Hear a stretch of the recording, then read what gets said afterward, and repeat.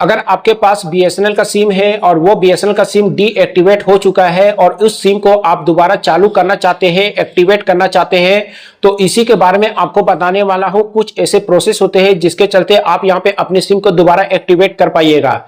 सबसे पहले अगर आप बीएसएनएल सिम यूज कर रहे हैं, उसमें नेटवर्क नहीं आ रहा है, तो यहाँ पे कुछ ग्रेस पीरियड होता है। वो ग्रेस पीरियड आप यहाँ पे जान ले। तो जैसे दोस्तों जिस दिन से अगर आपका नेटवर्क नहीं आ रहा है और वो आप 15 से 90 दिन के बीच में दोस्तों अपने सिम को यहाँ पे एक्टिवेट कर सकते हैं। तो पहला तो दोस्तों आपको ग्रेस पीरियड 15 दिन का मिलता है और उसके बाद आपको 90 दिन का मिलता है। इसका क्या प्रोसेस है वो भी मैं आपको बताऊंगा।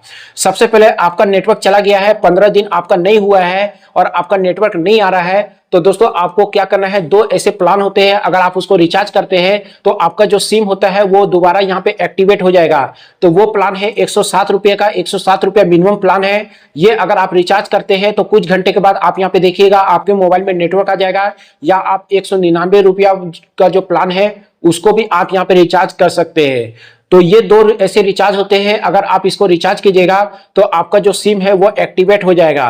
पर अगर आप इसको रिचार्ज कर रहे हैं और रिचार्ज अगर फेल हो जा रहा है, आपका नेटवर्क नहीं आ रहा है, पैसा वापस आ जा रहा है, तो यहाँ पे होता क्या है कि दूसरा प्रोसेस में क्या होता है कि 90 दिन का दोस्तों आपको एक एक्टिवेट मिलता है। ये 90 दिन में भी दोस्तों आप अपने सिम को यहाँ पे चालू कर सकते हैं। तो सिम का अगर आपका यहाँ पे नेटवर्क चला गया है, 90 दिन अभी तक नहीं हुआ है, तो आपको क्या करना है, अपने बीएसएनएल ऑफिस में जाना है या आप रिटेल ऑफिस में जा सकते हैं। और वहां जाने के बाद दोस्तों आपका जो आधार कार्ड है वो आधार कार्ड आपको यहाँ पे ले लेना है। साथ में जो सिम आपके यहाँ पे बंद हुआ है उस सिम को भी दोस्तों आपको वहां पे लेके जाना है। और वहां जाने के बाद दोस्तों एक आपको फॉर्म दिया जाएगा, उस फॉर्म को आपको यहाँ पे फिलअप कर लेना है। फिलअप करने के बाद कुछ पेमेंट आपको वहां पे करना है और पेमेंट करने के बाद दोस्तों आप कुछ समय के बाद देखिएगा 5-6 घंटे के बाद आपका जो सिम है वो दोस्तों एक्टिवेट हो जाएगा। पर उसके बदले में जो सिम आप वहां पे डीएक्टिवेट सिम है उसको आपको वहां पे जमा करना होगा और उसके बदले में आपको एक डुप्लीकेट सिम दिया जाएगा और उसी सेम नंबर से दोस्तों उस सिम को आपको एक्टिवेट करके दे दिया जाएगा। तो 4-5 घंटे में दोस्तों आपका जो सिम है वो एक्टिवेट हो जाएगा।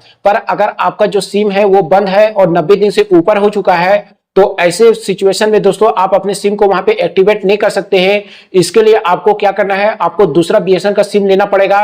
पर उसी नंबर से अगर आप सिम लेने की कोशिश कीजिएगा तो आपको दोस्तों सिम नहीं मिलेगा।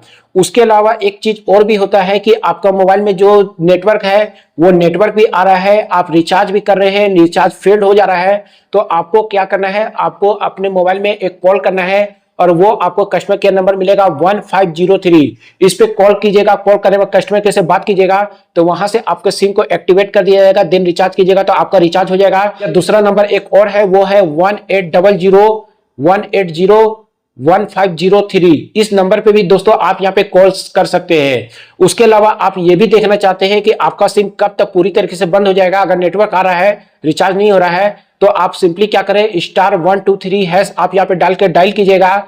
डायल करने के बाद फर्स्ट में आपको 1 नंबर में बैलेंस इंक्वायरी का ऑप्शन मिलेगा, 1 आपको वहां पे डालना है।